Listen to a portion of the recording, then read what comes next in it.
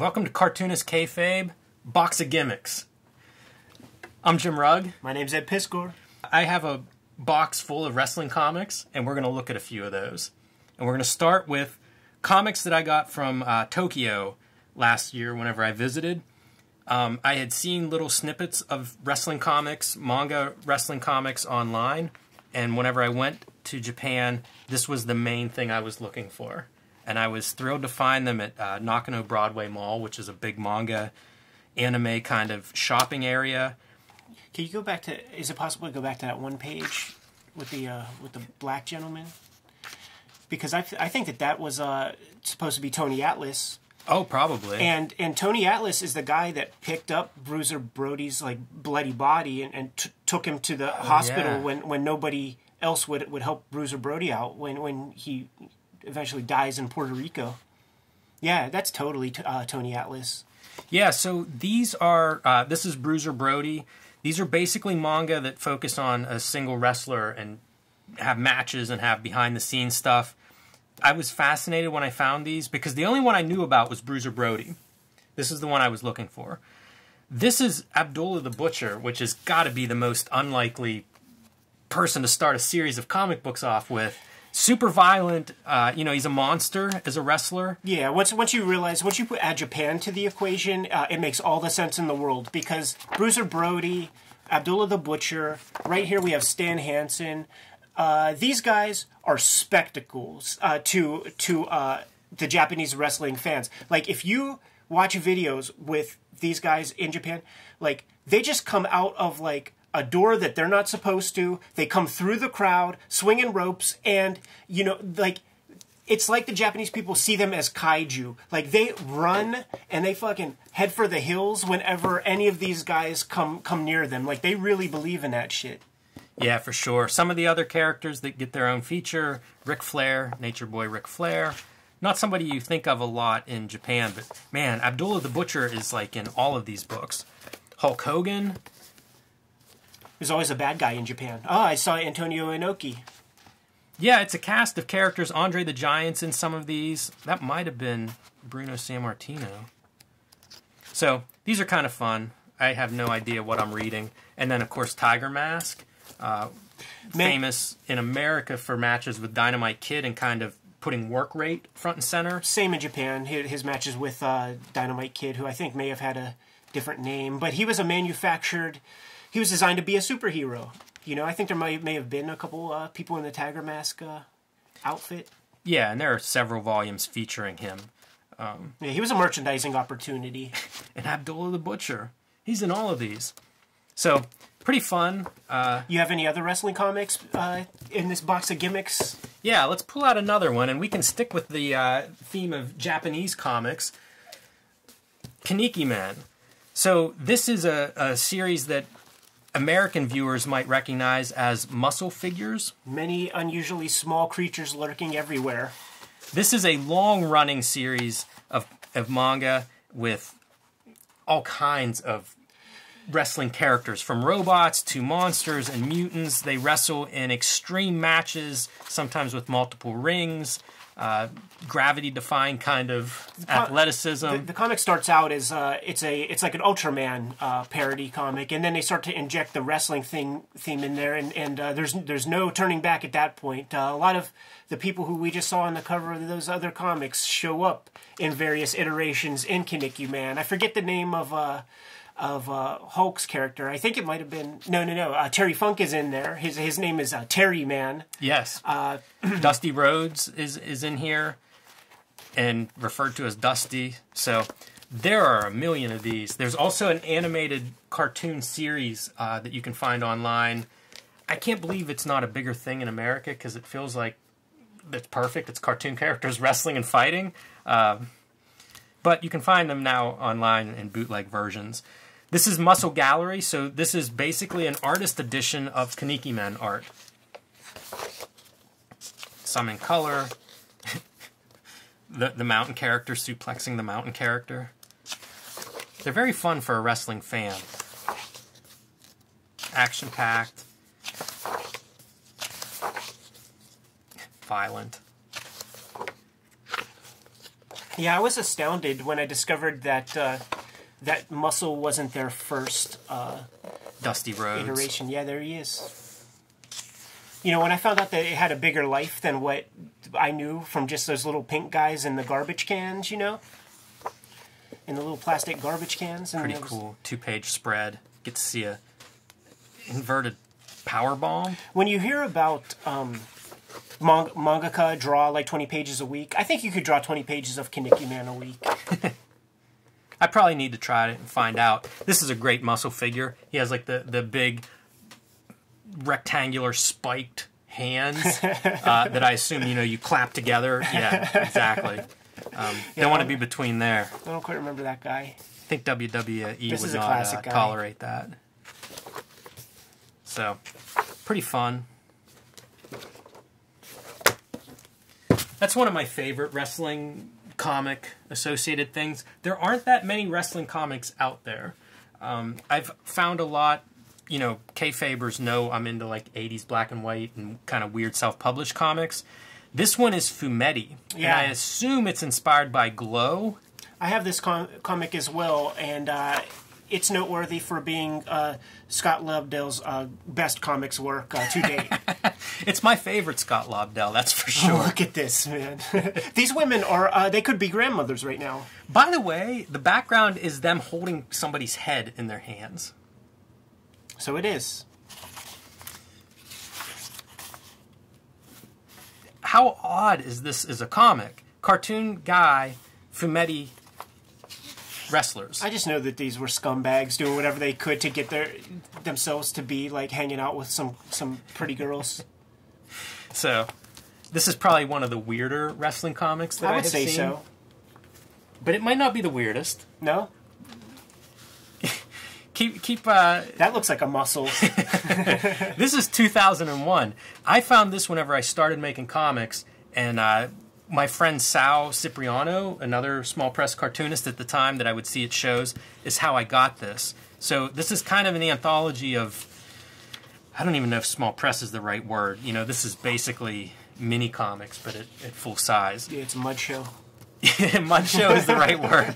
This is an outlaw mud show comic about King Kong Bundy of all people, and it's a variety of cartoonists and interpretations of this, gosh, iconic character. I don't know where King Kong Bundy ranks in the history of comics, but he was on a great episode of Married with Children once.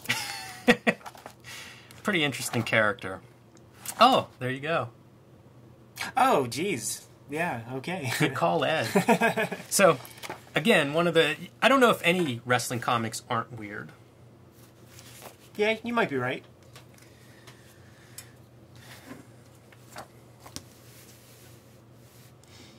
Blue Demon and Santo. If you don't know the comics, you may know the wrestling movies that those guys starred in. Man, the Lucha Libre was always pretty fun, man, especially with the legend that is created about them and how the Lucha Libre wrestlers, they don't take their mask off in public, and you see them walking around with like 3-piece suits on to go get like a hamburger and junk like that. So like it always created a picture in my mind of like what Mexico is, where it's like you never know. You could be just going to get to the grocery store and you might see like a Lucha Libre guy with a mask just you know, hailing a cab or something.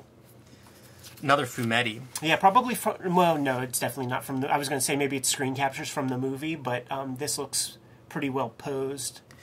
Yeah, probably closely associated with the movie production stuff. And then Hellboy in Mexico by Richard Corbin and Mike Mignola, and, you know, featuring a Lucha Libre Hellboy monster, I guess. Richard Corbin is just fucking cool, man. Yeah, you know, absolutely. He's an old man, and like... He never lost any ounce of coolness. No, he never did. And here's your luchadors in the streets wearing their masks and wrestling at night. And, of course, Hellboy's going to get in that ring. Be real conscious of the glare. So, this is a pretty fun one. And fairly high profile as wrestling comics go. Like I said, there aren't a lot of wrestling comics out there. It's almost designed like the Golden Age Atom from DC Comics. Like if you take a look at Justice Society of America, that's what the Atom character kind of looked like. Blue mask, I think a yellow cape like that. Yeah, I could see that. And, of course, he's facing a turkey. I call them cocks. So, this is a good one. Worth seeking out. Yeah, accessible. Like, a lot of this stuff you're showing off, man, is hard to get stuff. Yes. So, Adventures of Spencer Spook. This is not all wrestling comics. Only issue 2 for all you guys that are now back issue diving looking for Adventures of Spencer Spook. Make sure you look for issue 2. Spencer Spook is a ghost character. Casper the Friendly Ghost. Ripoff, maybe. Yeah, 50 years too late. Besides being a wrestling comic, the noteworthy part here is art by Pat Boyette. Boyette, a long resume as a comic book artist, going back to like Charlton days. This is one of his last comics, and he's just, you know, a very classic cartoonist. You can see he's able to do gag work. It's a very economic drawing style. Would have been a peer of somebody like an Alex Toth.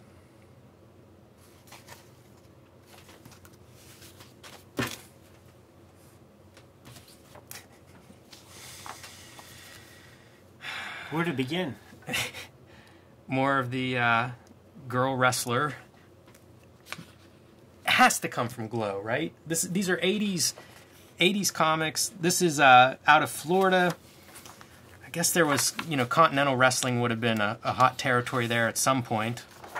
But I think this is people just trying to cash in. You know, combine the cheap production of black and white comics with... Wrestling makes sense. It's very close to superheroes.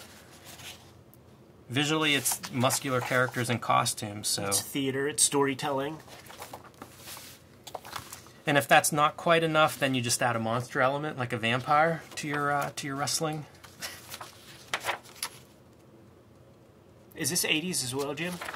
This looks much later. 1997. Yeah. Good eye, like, Ed. I mean, you could tell, like, when you go to a comic show, and any of you guys that just use this bullshit font, like, fuck you. You know what I'm saying? Because it's like, you're not even trying.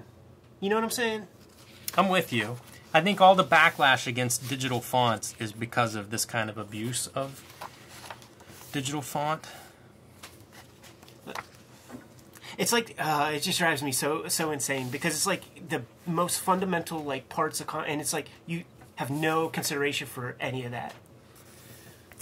This is a pretty good object. Saga of the Von Erichs. I don't know much about this. They go off to another dimension and, like, you know, wrestle to save the world or whatever. But you see this blank autographs page.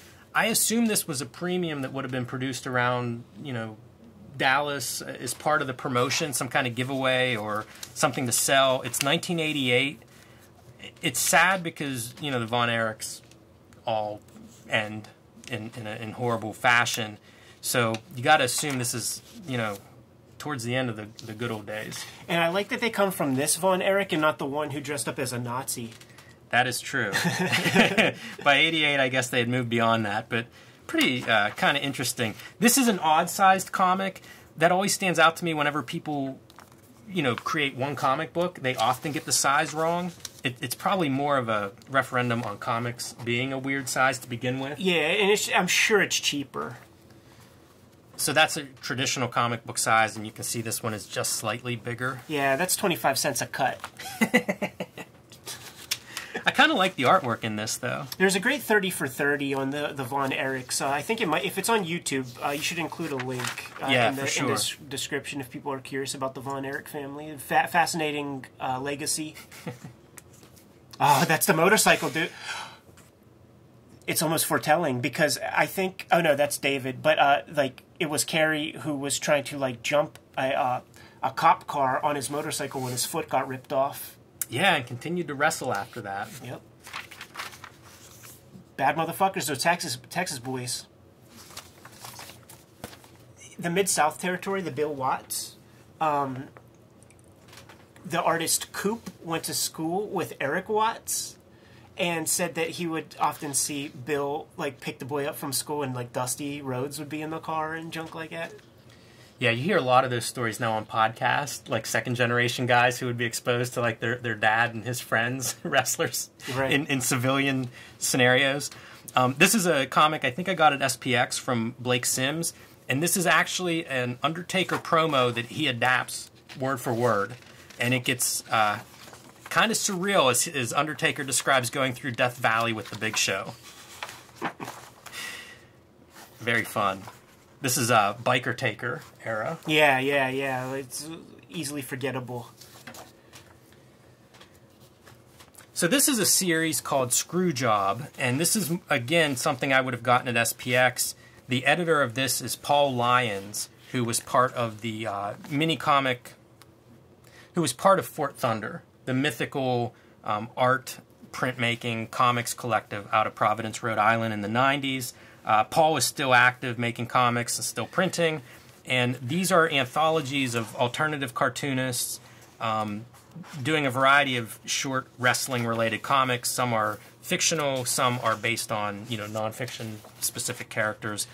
One of the things that that Fort Thunder did that I always loved was, and you see little trickles of video that come out and hit the internet every now and then, man, but they are, as far as I'm concerned, they are the first people to do the staged wrestling match kaiju fights where Brian Ralph and all these guys would build their costumes and do these wrestling matches in front of the crowd out there, and that's become a hipster thing now. Right. There's traveling kaiju fight that is totally ripping off of these guys. So I have to imagine that he says his name's Paul Lyons. Yeah, I have to imagine that he must have been a spearhead of that Friday night activity at good old Fort Thunder.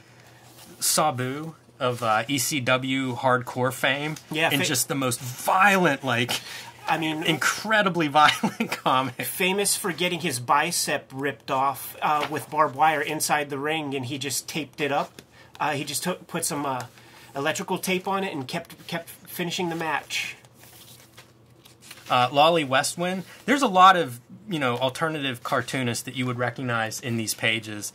And, playing with two-color, playing with different printing processes, ripping the arms off of this luchador masked wrestler. Lale's been probably one of my favorite cartoonists that I discovered in the past couple of years. She's very inventive visually. Josh Bayer, another relatively high-profile, very prolific cartoonist. Jake the Snake, Vader. So, these are fun. This is one of my favorites of the wrestling comics that I have found. These are some of the funnest to actually read. And part of it is because they're just short stories. It works really well. In a lot of ways, they're formatted like a wrestling event would be, where you're getting 4 or 5 short stories. WWF, before it became WWE, published by Valiant. These are some of the first Valiant comics that were published in the early 90s. Battlemania, this is magazine-sized. Ultimate Warrior Working Out, drawn by David Lapham, possibly his first published comics, first professional comics work, promoting Suburban Commando to give you a time capsule of... Saw it in the theater. Where and when. These are silly. We've looked at these before on Cartoonist Kayfabe. They kind of run the gamut between, wrestling matches and then what these characters do outside of the ring. Sometimes it's the Road Warriors going on vacation, and sometimes it's the Ultimate Warrior cliff diving. And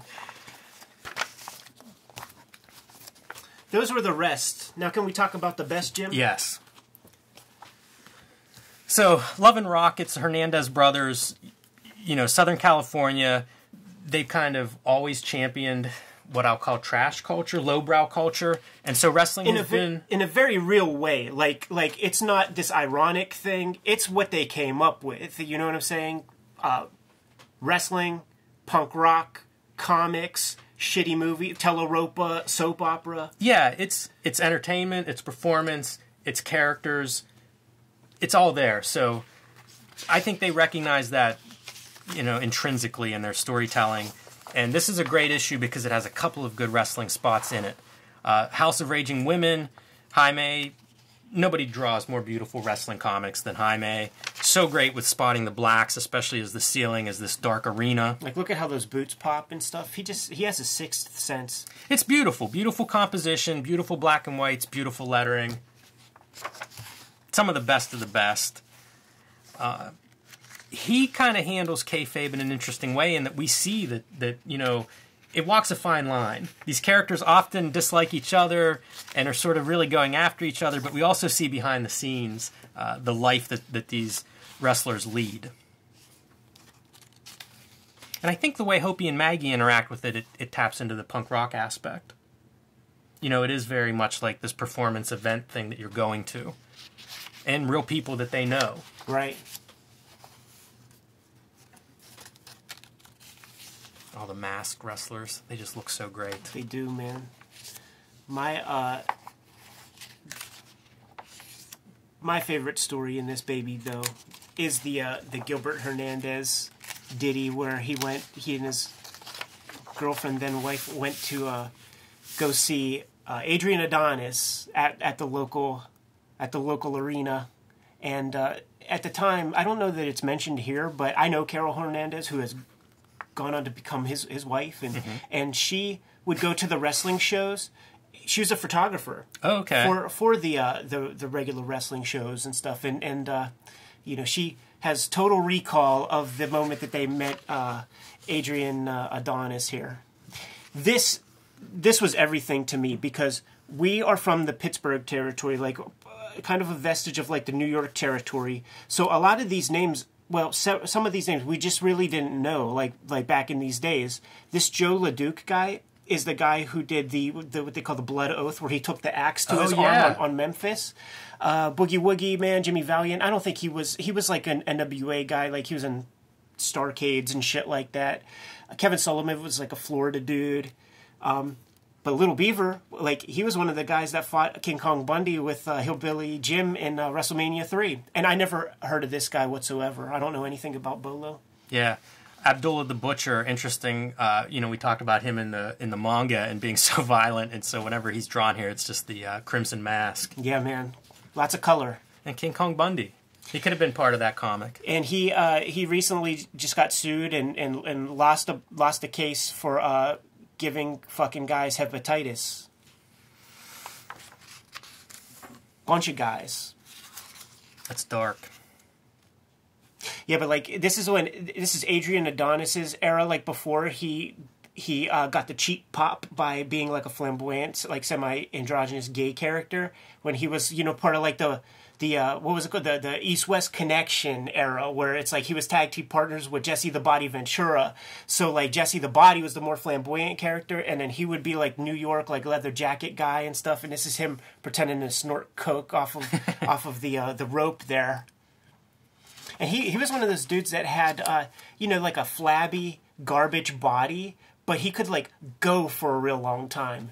Hey, maybe that powder has something to do with it. Yeah, it could be. Because I feel like he's a guy who sort of fell off very quickly as well. And in terms of, you know, his life even, and, you know, that probably did not help things.